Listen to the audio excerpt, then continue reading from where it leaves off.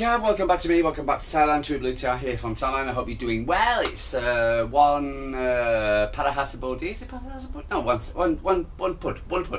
Yeah, one put. Wednesday here in Thailand, and so I hope you're doing well. It's cloudy today. What's it called? We've got a bit of both. The temperatures have gone up. The sun has shown its face, but we've got a bit of cloud now. So you can feel the temperature now getting up now.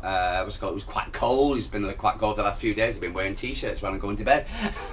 So it's unusual. But a lot of rain. Again, the rainy season. What do you expect? So what's it called? The usual expats are just making stupid videos of Pattaya flooded and blah blah blah and such a massive crisis. It's not, honestly, it really isn't.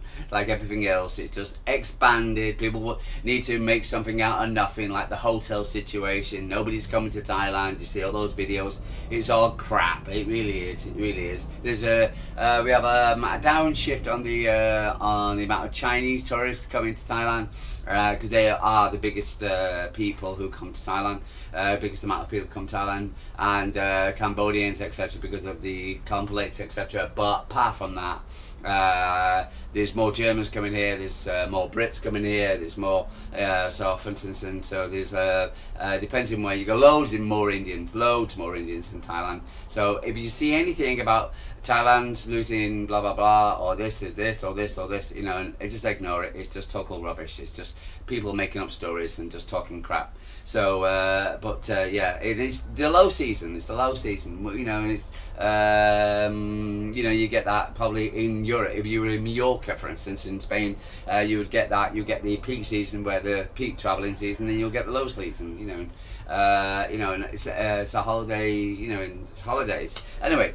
but again, for instance, if you come to Thailand, you're welcome, and it's still, don't worry about visas, don't worry about blah blah blah. So it's just no different, and all this crap about being expensive. It depends on what you spend, and if you want to go and stay in the Marriott's, the Hilton, the whatever, you're going to spend a lot of money. If you want to stay in regular accommodation, for instance, which is just as good, and for instance, you can do the same thing. And some people, for instance, want something for nothing sometimes. So I just don't get it. Of course, things are not as cheap as they were 20 years ago. Nothing is. So, but anyway, guys, let's move on from Thailand and its woes. Just do me a favour, if you're coming to Thailand, wear a helmet if you're going to ride a motorbike. Number two, for instance, be smart. I would say wear a t-shirt, if you're not on the beach. Very disrespectful. What's it go and see Phalanx walking around without a t-shirt on, and very disrespectful to the Thai people and to the Buddhist culture. And three, don't pretend that you're somebody nothing better than what you are, because again, just show respect for people. Okay, guys. Anyway, so welcome to me. I am happy, and we clap your hands. And then I'm also again. So you probably know why I'm and why, but I'll explain anyway. So we'll get rid of the first, and then let's be happy first.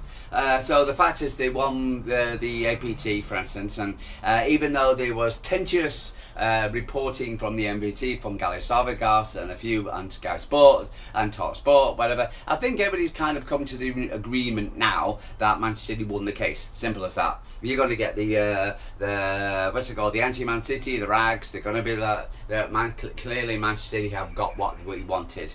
And from listening to Stefan Burson on Sky, on Talk Sport, and for instance saying, and even though we don't know the full story, for what's got, or Man City have got the Etihad agreement, we can also believe that we've got it. So, and the Abu Dhabi Bank, and plus something else as well, another sponsorship deal Man City was talking about. So yeah, I can honestly say that, for instance, I'm delighted with the deal as what we, for instance, what we've got out of it.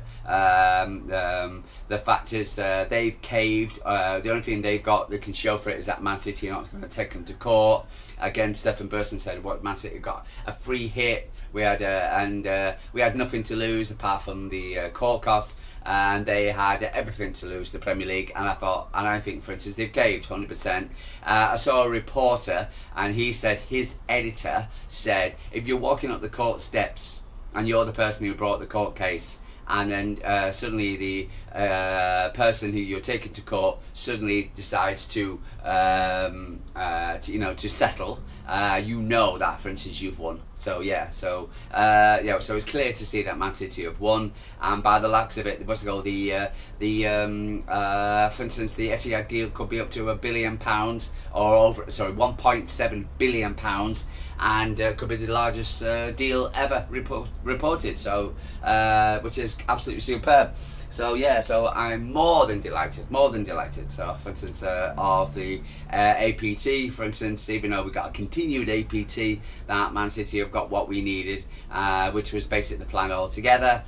Disappointed with the likes of Newcastle, who didn't join forces with us, for instance, who could have got something out of it. I think they're kicking themselves now, knowing that, for instance, if Man City would have backed Man City, for instance, then for instance, they could have been a much better position with themselves, but they haven't.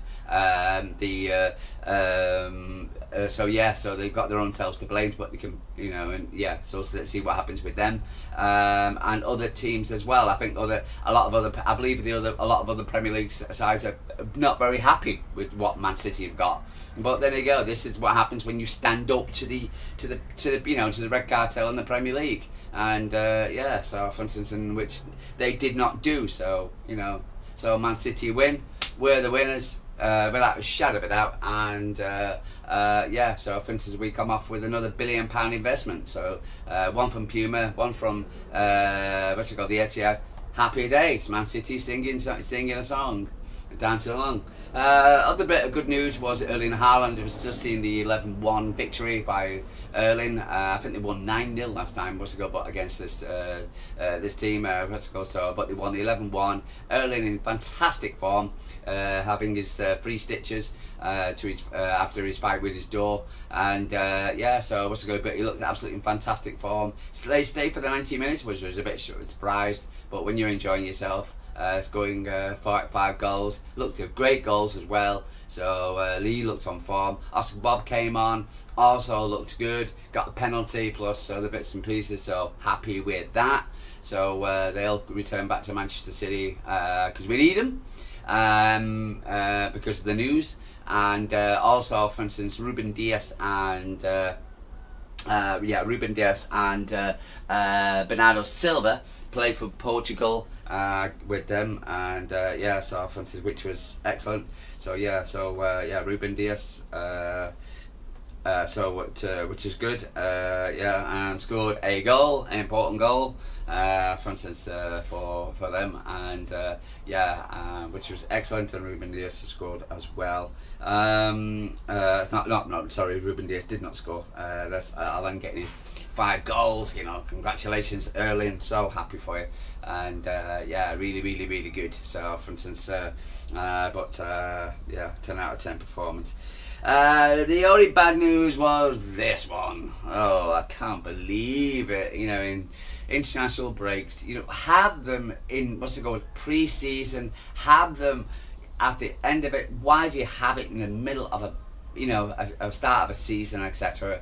And we go down with Omar, and I think I've just been listening to South Stand, and they've just had, and they don't know, for instance, they were doing a starting 11 for the weekend, for instance, against the Rags, and nobody could actually find out, nobody could come in an agreement what was the best defence. For instance, nobody also said, if he's back, we don't know, certainly don't know. And it's just, you think, oh my God, and hopefully he might return, hopefully he's got a needle, and then then most goes down. The only good thing is, and I just saw this now on a City Extra, the only good thing is that he didn't, he went down, for instance, he had some treatment, came back on, but then was substitute later on. But according to I got this from, which is from City Extra, the feeling within the Egyptian national team is that Omar Mosh's injury is not serious, although waiting for further updates. So, Yeah, the mere fact that he actually came back on, etc., was encouraging, even though, for instance, but he did get a substitute late. But it's just, could you believe it? I can't believe it. Honestly. And another injury, and I put them on my thumbnail, etc., who are expected to be back, but we still don't know 100% about Foden. We still don't know about we need Guardiola. These are massive important games we've got now, 3 massive important games, and we still don't know, for instance, who's playing. So for instance, who's going to be fit? And we can't get our full team squad out against, and this is 3 very, very important games. It's so annoying. It's so frustrating. And just get so pissed off, and it's but the thing, it's all right. Well, it's not all right at all. But the fact is, if City don't get anything out of these games, the Champions League game we need to get is at home, and it's against Napoli. It's going to be difficult. We've got Kevin De Bruyne, for instance, who's playing. You've got for instance, so it's going to be a very difficult game, and the Italian champions. And for instance, then you get Arsenal after that. Flip's sake. And so it's going to be a very tough. And we could end up with 0 points. But then again, for instance, and then we're well behind it. And then we're still waiting for Rodri. He's still got to come back, etc. I expect him to play. For instance, it looks like he's come through the Spanish thing unscathed, which is thank God. So hopefully Roger will come back good.